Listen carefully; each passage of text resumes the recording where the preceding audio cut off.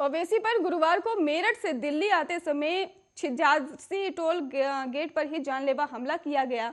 हमलावरों की तरफ से ही चलाई गई गोलियां उनकी कार पर लगी और ओवैसी बाल बाल बच गए। इसके बाद केंद्र सरकार ने ओवैसी को जेड कैटेगरी की सुरक्षा मुहैया करा दी है। इस वारदात में ही शामिल दो आरोपियों गौतम बुद्ध नगर के सचिन और देवबंद सहारनपुर निवासी शुभम को हापुड़ पुलिस ने गिरफ्तार किया है।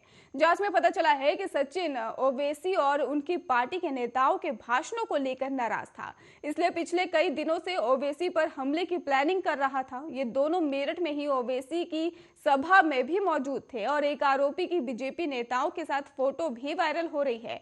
तो वहीं हमले के बाद से ओवैसी ने फिर से हुंकार भरी है और कहा है कि फिर करूंगा चुनावी प्रचार, ऐसे हमले मुझे नहीं रोक सकते। और साथ ही ओवैसी ने भी लोकसभा स्पीकर से भी मुलाकात की और गोली वाली घटना की जानकारी दी।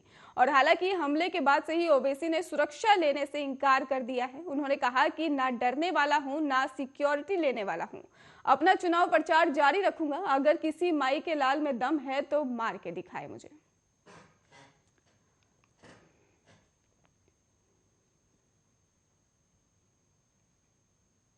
वहीं यूपी चुनाव में अपनी अपनी पार्टी के प्रत्याशी को जिताने के लिए निकले अखिलेश जयंत का सामना कांग्रेस की प्रियंका गांधी से हुआ तो समर्थकों ने वोटिंग शुरू कर दी। एक छोर पर सपा और रालोद के समर्थक थे तो दूसरी ओर कांग्रेस के दोनों नेताओं ने एक दूसरे को जीत की बधाई भी दी है। इसका वीडियो भी खूब वायरल हो रहा है। दरअसल बुलंदशहर में ही सपा और कांग्रेस के नेता मौजूद थे। सभी अपने अपने प्रत्याशियों को जिताने की अपील कर रहे थे। गुरुवार की देर शाम को ही समाजवादी पार्टी के नेता अखिलेश यादव और रालोद नेता जयंत चौधरी अपने समर्थकों के साथ शहर की सड़कों पर वोट मांगने निकले थे।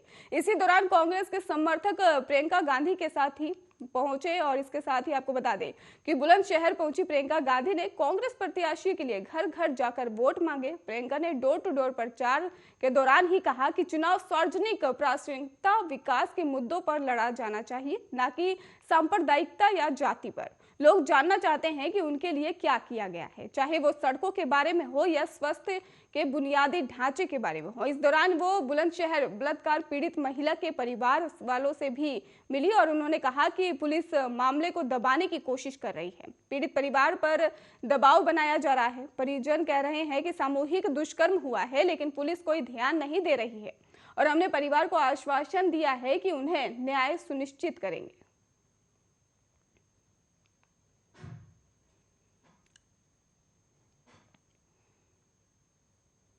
उत्तर प्रदेश के गाजियाबाद के कविनगर इलाके से एक बेहद दर्दनाक मामला सामने आया है। यहाँ दो मासूम बच्चों की मौत हो गई है।